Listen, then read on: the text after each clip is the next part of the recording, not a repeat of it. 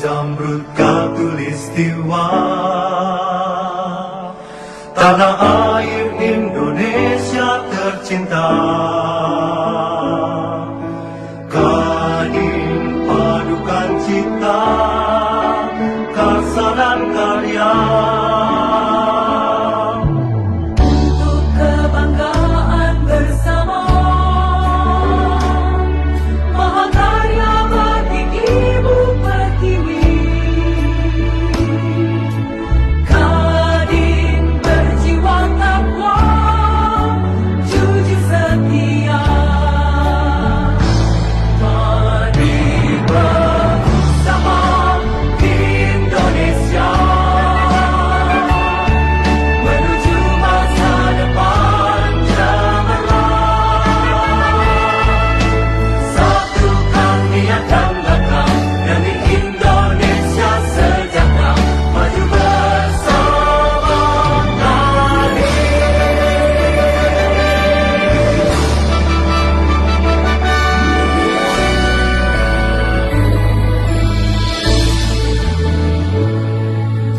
Untuk kebanggaan bersama, mahakarya bagi Ibu Pertiwi. Kadin berjiwa takwa, jujur setia. Mari bersama Indonesia menuju masa depan cemerlang.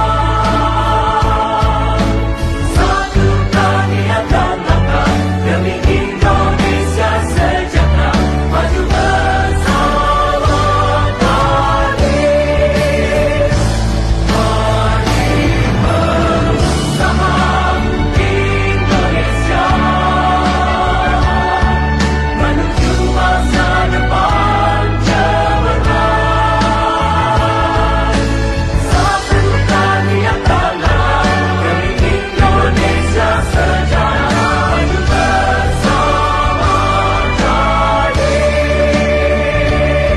Maju bersama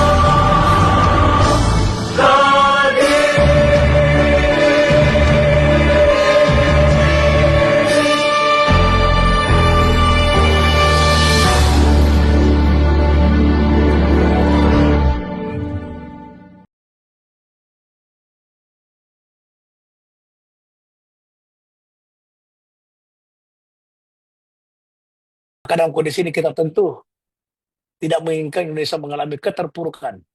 Karena itu kondisi global ini menjadi momentum yang tepat bagi kita untuk membangkitkan semangat nasionalisme ekonomi sebagaimana Undang-Undang Dasar 45. Substansi dari nasionalisme ekonomi adalah bahwa untuk semua regulasi, kebijakan, diplomasi, dan program pembangunan sektor ekonomi harus berpihak pada kepentingan ekonomi rakyat dan kemajuan ekonomi negara. Landasan filosofis dan ideologis tertulis jelas dalam Pancasila, khususnya 5, keadilan sosial bagi seluruh Indonesia, dan juga salah satu tujuan negara dalam pembukaan 245, yaitu memajukan kesejahteraan umum, bukan kesejahteraan orang per orang. Hal itu berulang kali ditegaskan oleh Bapak Presiden Prabowo, kita harus hapuskan kemiskinan dari Indonesia, tidak boleh ada rakyat yang lapar. Ini sebuah pernyataan yang memang sesuai dengan landasan konstitusional, sesuai dengan ekonomi bangsa kita, itu ekonomi Pancasila, ekonomi konstitusi. Nah, ini kita lihat bahwa landasan struktural nasionalisme ekonomi tercantum dalam pasal 33 Undang-Undang 45 dan ketetapan MPR nomor 16 tahun 1998 tentang politik ekonomi dan rangka demokrasi ekonomi. Ada 2 poin penting di dalam pasal 33, Undang 45 dan TAP MPR tersebut. Poin pertama adalah bahwa kekayaan alam milik negeri ini harus dimanfaatkan sebesar-besarnya bagi kemakmuran, bagi kemakmuran seluruh Indonesia. Presiden Prabowo Subianto menyindir kondisi negeri ini dalam bukunya berjudul Paradok Indonesia, yang intinya tentang kegelisahan beliau bagaimana Indonesia yang sangat kaya, sumber alam yang luar biasa, tapi justru rakyatnya masih banyak miskin, pengangguran masih ada, saat ini di mana-mana. Itulah sebabnya kemudian pemerintahan Prabowo Gibran bertekad mewujudkan suasana pangan dan energi, serta memperluas dan mempercepat generasi sumber daya alam agar memberi nilai tambah bagi ekonomi negara dan kesejahteraan seperti petani, petambak, nelayan, dan pengrajin. Poin kedua, saudara sekalian, bahwa sumber daya ekonomi, terutama kekayaan alam, harus diatur dan dikelola dalam sistem perekonomian nasional yang berdasarkan asas kekeluargaan dan demokrasi yang diwujudkan dalam lewat koperasi dan BUMN.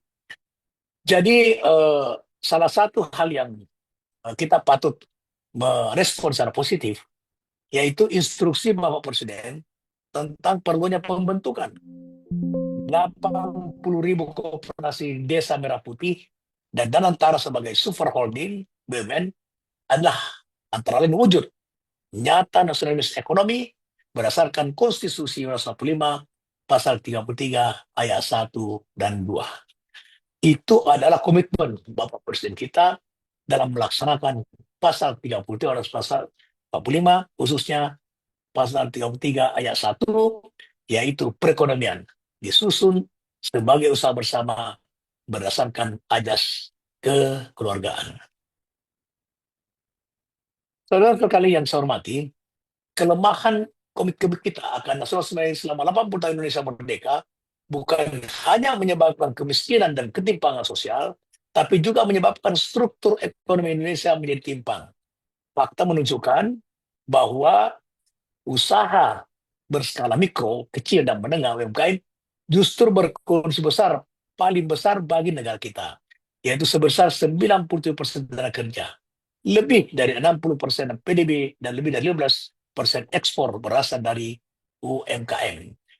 Nah, berdasarkan data-data terakhir yang dikeluarkan oleh pemerintah, bahwa setidaknya ada 64,2 juta UMKM di Indonesia dengan rincian usaha mikro 63,9 juta atau sama dengan 99,60%, usaha kecil kurang lebih 193.999 atau 0,30%. Usaha menengah kurang lebih 44.308 atau 0,07%. Kemudian usaha besar 5.550 atau 0,01%. Usaha mikro sangat dominan, di mana ada 99,60%, yaitu usaha dengan tingkat penjualan di bawah 2 miliar per tahun. Dan berdasarkan hasil survei serta kajian yang dilakukan tim WKU Kewirausahaan UMKM di Indonesia, bahwa dominan usaha mikro dengan tingkat penjualan di bawah 50 juta per tahun dan bahkan ada dengan laba bersih di bawah 1 juta per bulan. Termasuk dalam kelompok ini antara lain petani, pekebun, petambak, nelayan, pengrajin, dan pedagang kecil. Hanya ada 0,01% pelaku usaha Indonesia, sementara rata-rata negara maju, di mana jumlah pengusaha besarnya rata-rata 0,1 sampai dengan 0,4%. Nah, oleh karena itu bagaimana UMKM sebagai solusi hapus kemiskinan? Dari data dan fakta tersebut sangat jelas bahwa UMKM memainkan peran vital dalam pengentasan kemiskinan Indonesia. Sebab UMKM mampu menyerap sebagian besar tenaga kerja, meningkatkan pendapatan masyarakat, dan mendorong pertumbuhan ekonomi lokal. Dengan demikian, UMKM membantu mengurangi angka pengangguran dan meningkatkan kesejahteraan masyarakat, sehingga berkontribusi signifikan dalam upaya pengentasan kemiskinan. Pemerintah mentargetkan bahwa pengentasan kemiskinan dan pertumbuhan ekonomi mencapai 8%. Itu adalah merupakan sasaran cita-cita dari pemerintah, di mana dominan masyarakat miskin adalah pelaku UMKM, serta UMKM sangat potensial dalam menopang pertumbuhan ekonomi Indonesia. Dengan UMKM, masyarakat memiliki akses ke lapangan kerja, pendapatan yang lebih tinggi, dan akses berbagai kebutuhan pokok. Hal ini membantu mengurangi angka kemiskinan dan meningkatkan kualitas hidup masyarakat. Nah sekarang, bagaimana kita bisa meningkatkan UMKM naik kelas? Apa tantangannya dan apa yang menjadi eh, peluang? Nah, UMKM naik kelas ada konsep di mana UMKM berusaha untuk meningkatkan skala usaha, mencakup peningkatan kualitas, produktivitas, dan daya saing oleh jasa. Mengembangkan strategi pemasaran yang lebih efektif, membangun merek yang kuat, dan meningkatkan pangsa pasar. UMKM naik kelas adalah indikator utama keberhasilan berbagai program pengembangan UMKM.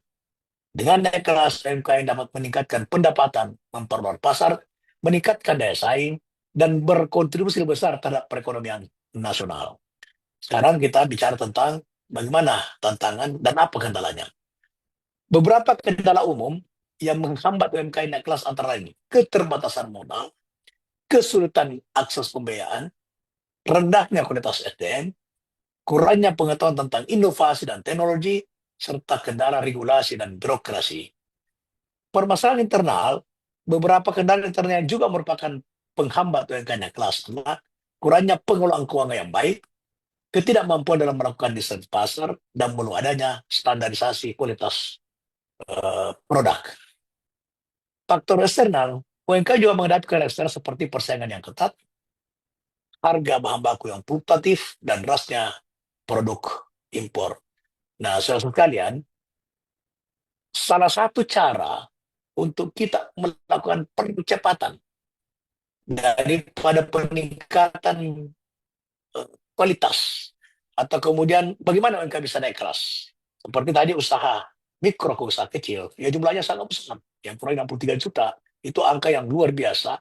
Maka untuk mempercepat dia naik pangkat ke mikro, maaf ke kecil, dari mikro ke usaha kecil, tidak lain harus berkooperasi. Apa-apa, koperasi adalah salah satu sarana untuk melakukan percepatan daripada peningkatan naik pangkatnya UMKM itu. Nah, kalau tidak berkooperasi maka akan sulit kita meningkatkan daripada kualitas, meningkatkan daripada status mikro ke kecil, kecil ke menengah. Nah, sekarang ini suatu peluang yang luar biasa. Karena Bapak Presiden Prabowo Subianto telah berketetapan untuk menjalankan ekonomi Indonesia dengan berlandaskan kepada pasal 33 ayat 1, 2, dan 3. Oleh karena itu, dengan demikian maka strategi UMKM naik kelas mencakup beberapa langkah penting, yaitu perencanaan bisnis yang jelas. Nah, kalau dia berkooperasi, UMKM ini berkooperasi, maka dia akan mampu menciptakan suatu perencanaan. Inovasi produk dan prioritas mengikuti tren dan selera pasar. Pemahaman pasar dan pesaing. Peningkatan kualitas produk dan layanan setelah memanfaatkan media sosial. Ini kalau sendiri nggak mungkin bisa dilakukan oleh usaha mikro. Tapi kalau dia berkooperasi, maka yang merupakan strategi untuk UMKM naik kelas, itu akan bisa kita lakukan. Termasuk modernisasi manajemen dan digitalisasi yang sekarang juga dikembangkan oleh bidang dari para Pak Teddy bekerjasama dengan WKUK digitalisasi, maka ini akan bisa melakukan akselerasi di dalam prosesi untuk meningkatkan kelas daripada UMKM, termasuk pendidikan dan sebagainya. Kementerian UMKM sebagai lokomotif. Sekarang ini Alhamdulillah sudah ada suatu ketetapan dari pemerintah yang memisahkan antara Kementerian Koperasi dan Kementerian UMKM. Namun, Kementerian UMKM bukanlah satu-satunya institusi yang berkaitan dengan pengembangan UMKM. Artinya, Kementerian UMKM tidak bekerja sendiri, kita memiliki beberapa stakeholder yang berkepentingan dengan pengembangan UMKM di lingkungan pemerintah, dan banyak juga kementerian lembaga yang memiliki program pengembangan UMKM. Tinggal bagaimana Kementerian UMKM itu melakukan kolaborasi, konsolidasi, koordinasi dengan departemen terkait, termasuk daripada lembaga-lembaga usaha yang terkait dalam upaya untuk meningkatkan UMKM. Yaitu di luar instansi pemerintah, terhadap BUMN, dunia usaha swasta, termasuk lembaga swadaya masyarakat LSM, yang juga memiliki program pengembangan UMKM. Nah, dalam konteks ini, Kementerian UMKM bisa berperan sebagai fasilitator untuk menghubungkan UMKM mengakses berbagai program para stakeholder. Kementerian UMKM juga berperan mensinergikan berbagai program pengembangan UMKM agar lebih terarah dan tidak tumpang tindih. Nah ini ke depan ini Pak Teddy, inilah fokus kita sebagai pengurus Kadin sesuai dengan bidang kita, maka kita harus fokus untuk melakukan kolaborasi dengan Kementerian BUMN maupun BUMN dan Kementerian UMKM, kemudian Kementerian Koperasi dan BUMN serta para pengusaha yang punya kepedulian, yang sadar akan ekonomi konstitusi. Saya kira itu yang hal-hal yang penting. Eh, ini sudah saya sampaikan. Ini UMKM naik kelas melalui koperasi karena saya termasuk pemikir, penggiat dan pelaku daripada koperasi. Nah, pengembangan melalui koperasi merupakan gabungan pendekatan mikro dan makro. Secara mikro perlu kita pahami koperasi bisa berperan dalam menangani hal-hal teknis yang tidak bisa dilakukan oleh UMKM. Misalnya, kooperatif menjadi sumber modal usaha, unit simpan pinjam bagi UMKM. Dalam hal input produksi, koperasi juga bisa memfasilitasi UMKM untuk mendapatkan bantuan pemerintah seperti pelatihan dan pendampingan teknis, bantuan bibit dan pupuk bersubsidi, dan mesin pengolahan. Secara makro, koperasi bisa menjadi jembatan mengakses UMKM ke pihak lain. Misalnya koperasi bisa menjadi jembatan dan mengakses modal dari bank, KUR, atau dana bergulir, mempromosikan dan mencari pasar bagi produk UMKM. Saat ini LPDM itu telah diberi dana yang luar biasa, khususnya untuk mensukseskan daripada MBG, dan MBG ini bisa dilakukan juga oleh UMKM. Tapi kalau sendiri-sendiri, ini pasti tidak bisa dilakukan. Harus dengan koperasi, sehingga dengan demikian maka UMKM bergabung dalam mendirikan sebuah koperasi, dan mari kita sambut koperasi Merah Putih itu. Harusnya UMKM menjadi pelaku utama di dalam pembentukan koperasi Merah Putih. Kenapa? Karena UMKM itu ada di mana-mana, di desa, di kecamatan, di kota, dan sebagainya.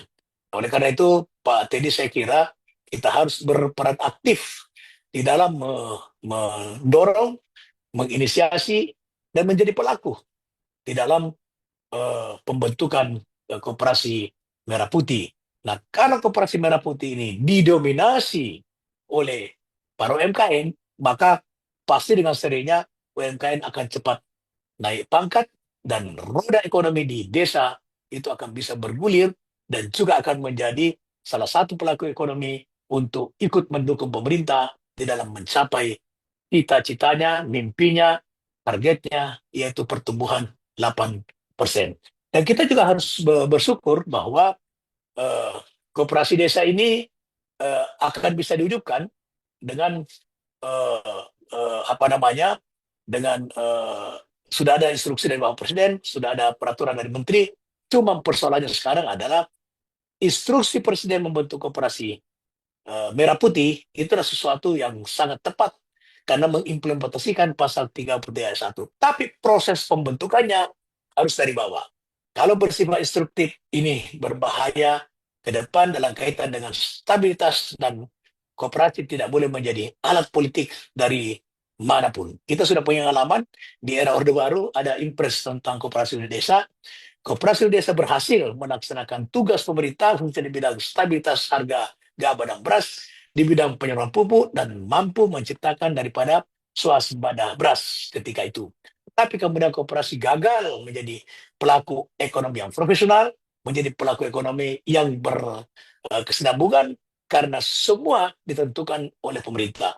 Ini tidak boleh terulang. Oleh karena itu, sebuah pelajaran sangat berharga bahwa instruksi Presiden untuk membentuk koperasi desa ada sebuah yang sangat tepat.